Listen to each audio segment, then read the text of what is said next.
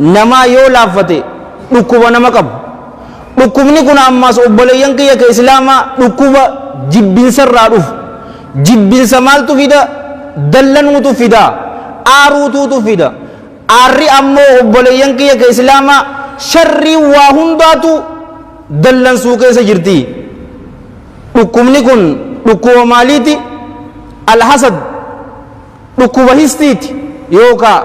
waanyoo jaanin yookaan namaa qudhuu dhabu isii tana jechuun amma dhukkuba guddaa ummata muslimaa keessa jiru obboleeyyan kiyya ka islaamaa dhukkuba histii tanaan isiniin jaa. Nas'alullaha salaamata wal aafiya. Histii jechuun ulamaa'in rahmatullahi alayhim rahmatan waasi'a yeroo ibsan maal jaanii ibsan qananii rabbiin obboleessa keetiif kanne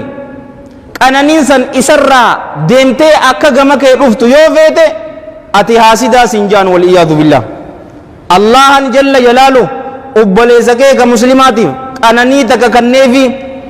ammas tafsirri biraa qananiin san ati akka isarraa deemtu yoo feete hojiidhaanis akka isarraa deemtu yoo hojjette isiin tun histiidha. Imaamul Maawardiin ammoo rahmatullahi alayhi rahmatan waasi'a shiddatul asaa heddummina gaddinsaati je namni tokko khayraata fi caalmaya nama qabu tokko irratti gaddinsa guddaa inni garsiisu jechuun histiidha jechuudhaan hunjaan obboleeyyan kiyya ka islaamaa. Amma muslima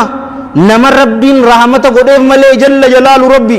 namni histiin keessa hin jiraanne ni xiqqaatti obboleeyyan kiyya. Diliin dura samii keessatti hojjetamte dilii histiiti. Rabbiin keenya subhaanahu wa ta'ala nabi aadamiin alayhi salaam shayxaanaan jechuu kiyya nabi aadamiin alayhi salaam sujuudii fi je'eetiti isa ajaji. Garuu iblis wayi sujuudeefi lakkii je'een nama biyyeerraa uumteef akkamittiin sujuudaa je'eetiti san lakkisee nu cufaatu akka beenu darbamaa ta'e. Diliin dura dachii keessatti hojjetamtes histiidha. Namni haasidni akka nama ajjeesu ni beeytanii? Ilmaan nabi aadam alayhi salaam obboleessa tokko hin ajjeesne maaliif ajjeesen?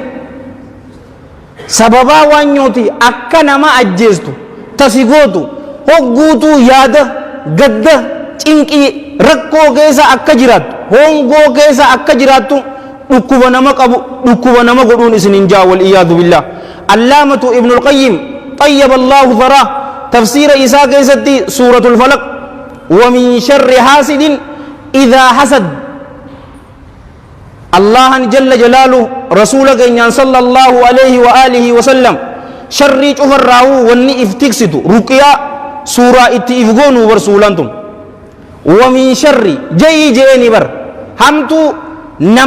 نما حسدوت الرئيس سينين تكفما يرو إني نما حسد كيستيجي akkana jeeyiti anaan tikfamiiji wanni rasuulan sallallahu alayhi wa alihi wasallam ja'amtes isaan qofaanii miti salawaatullaahi wasalaamu alayhi nu cufaanii. Allaamatu ibnul qayyim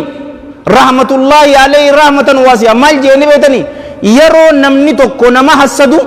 akka nama shugguxii qabatee dhaabbatuutii jee jaalowwan kiyya islaamaa yeroo shugguxii san dhawu yoo si laallatee sirra dhaye suma dhoyti bar abbaan waanyoo sanis yeroo isin hassade yeruma san ifirratti agartanii wal iyaadu billaaji.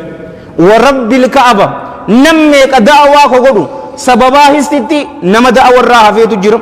Duraan jaalowwan kiyya arjaa ture sababaa histitti arjummaa kadhiise jira. Duraan qiyaamul layli dhaabbachuu ture sababaa histitti nama dhiiseetutu jira. Histiin dhukkuba fokkotaa akkaan nu miidhu jiru dhukkuba qami dhukkuba histiiti. Ulamaa'in rahmatullahi alayhim rahmatan waasi'a maal jaan alhasad histiin qaama keessatti dhukkuba ammas diina namaati namarraa balleessiti. Alhasad hasratun fi nafs histiin yookaan waanyoon hasratun fi nafs lubbuu keessatti sheenaadha. Wasuqumun fil jasad ammas qaama keessatti dhukkuba. Alhasad namni histii qabu wal iyaadu billah taa'umsa keessa jibbinsaa fi xiqqeenya malee hin agaru. Ammas hawaasa keessatti namni isa jaalatu hin jiru. Histiin namni qabu malaayikarraa jibbinsaa fi abaarsa harkataa nuun jaan namni haasidni nama bololaadha namni haasidni nama qorqodaadha haqa isarra jiru nama hin kannine yoo namni waa isiniif kannes isiniif hin gammadu namni haasidni nama zalimaa nama miidhu haasidni wal iyaadu billah qadara rabbii nama jaalatu miti allahan jalla jalaalu yeroo waa takka namaa kannu yeroo gari badhaasa yeroo gari ammoo mokkoraafii sii kanna amma nama gaarii tokkoof rabbiin jalla jalaalu rabbi waan takka yeroo kannuuf akkunumatti kannaaf seetanii abalusan haqa godhataa ni beekaafi subhaana maqaan isaa tokko alhakiimi bar jalla jalaalu saniifi kanneef malee akkunumatti ka kanneef seetanii obboleeyyan kiyya ka islaamaa garuu histii tana rasuulli keenya sallallahu alaihi wa alihi wa sallam garaa bareedduu takkaani dubbatan والحديث متفق عليه من حديث ابن مسعود رضي الله عنه قال رسول الله صلى الله عليه وآله وسلم لا حسد إلا في اثنتين وان ينتن واهنتان يجي يوكانوا وان أرغا والحسد ولما كيست مليجان كدرا جالو وانكي كإسلاما رجل آتاه الله مالا فسلطه على هلكته في الحق الله جل جلاله غرباتك كافي وريكن gurbaan kun horiitan haqa keessatti kabaasu fira isaa itti maxxanfata harmallaa fi dhaabbata nama miskiinatti gargaara masgiida itti jaara madarsaa itti jaara haqatti malee hin baasu zakaa rabbiitis ka beekuu jechuu gurbaan lammadaa ammoo warajulin aataahu allahu alhikmata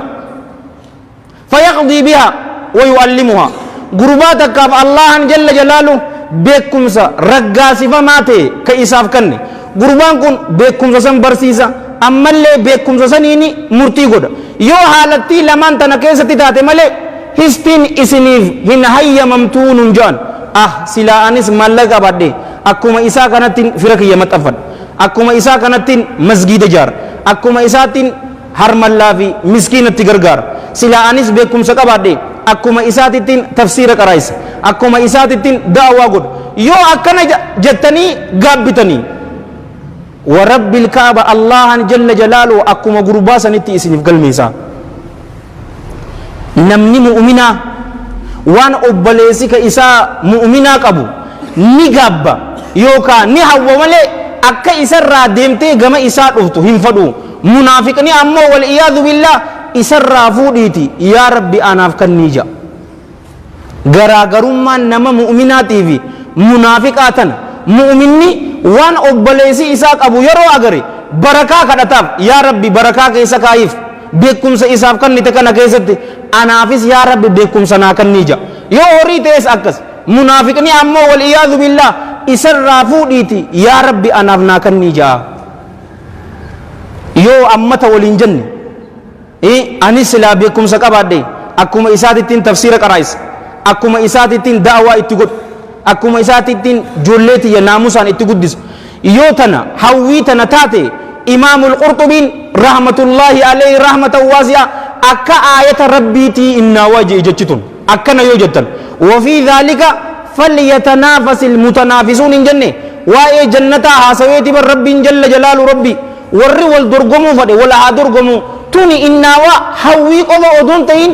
خير الرتي والدرغمو جامتين جان جالو وانكي كسلاما مؤمني وان أبليزي إساق أبو نقاب يوكاني حوالي إسر رافو ديتي أنا فكني نمهن جني أما جالو وانكي كسلاما هستين صفا يهودات نبيتني حاسدوني يهودا نمني هستي وانيو قبوس صفا إساني قب الله جل جلاله قرآن كيست مال ننجي ود كثير من أهل الكتاب لو يردونكم الرهدون ور كتابا يهوداتي في نصارى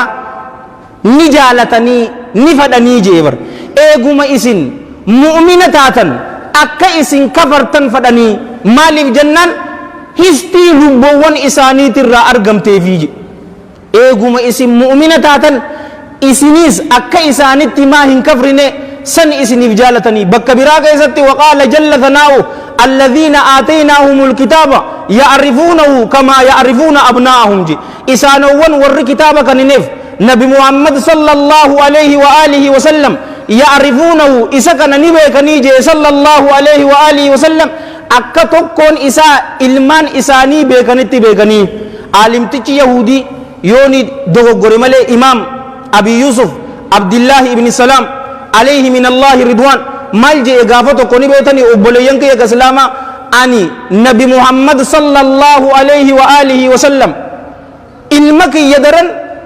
isaan beekaa je maaliif jennaan nabi muhammad sallallahu alayhi wa alihi wa sallam inni ergamaa ta'uu kanaa hime mootii moototaatii jee jalla jalaalu jaartiin tiyya ammoo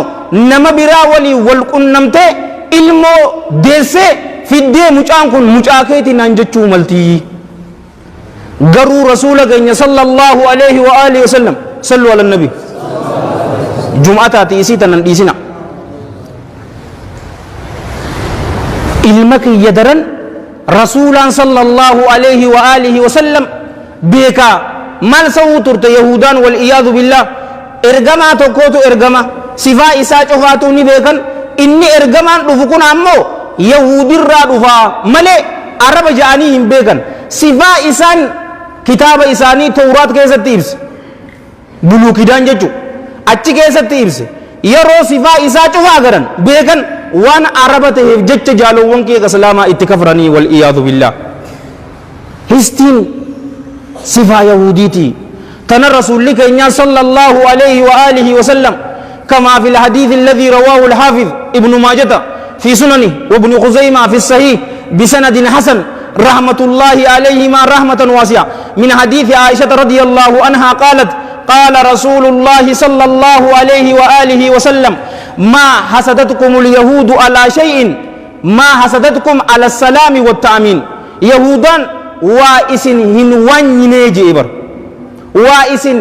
هن حسدني واتقرت وإسن هن حسدني أكا سلام ترتي في آميني ترتي وانو متكتو إسن هنوانيني جي يهودا مالتين وانيتين بيتاني أبوليان كي نمني مسلمة أمانتنا يرو والأقر السلام عليكم ولننجنو صدركا إسيني بيت جنة يوسينو فيت وقوميك أولتين أوديسيني jidduu keessan salaamtaa facaasaa rasuulli salawaatullaahi wasalaamu alayhi nuun hin jenne ammas wanni isin itti waanyitu yookaa salaamtaan salaamtaa tana yookaa salaamtaan tatahiyyaa keessaati jaalowwan kee islaama assalaamu alaykum warahmatullaahi wabarakaatu jennu jechu fi ammas wanni isaan isin hassadan aamiin yeroo jettanii yeroo amman tana imaamtichi keenya salaata sadi guyyaa jum'ata ammoo salaata afur jum'a maghriba الشاي في صلاة سويتك سجلتني ألفوني غران أكم غير المغضوب عليهم ولا الضالين يروجي إننيس آمين جي نتيس رهني وجي آمين جنو صدركا آميني مسأب قدسي كيس جرتي أجلكم الله تعران تنجولت تك أوف جنة نتبيس نناغري الردور إسني همتين جرا صدركا إسي آميني نتجنو في ملايكان السمي كيس أجد يوكانو ورا أسرفيتو تجاجان أتي على كل حال حديثني متفق عليه أبي هريرة رضي الله عنه يرو آمينين تينيا في تملائكة والقتم تي غفر له ما تقدم من ذنبي دلين تي تأمت دلين تي تدبر تشوفاتو سيف أرارم تيجي دلين تي نشوفاتو ربي نفاديسون صفا يهودي تي سنين جنة هستين والعياذ بالله صفا يهودي yoo histiin tun dhufte hawaasa san keessa khayriin hin jirtuun isinin jaa tana rasuulli keenya sallallahu alayhi wa alihi wa sallam fi الصحيحين من حديث أبي هريرة رضي الله عنه أن رسول الله صلى الله عليه وآله وسلم قال إياكم والظن فإن الظن أكذب الحديث لبو تيسن فقيساجي مال الرا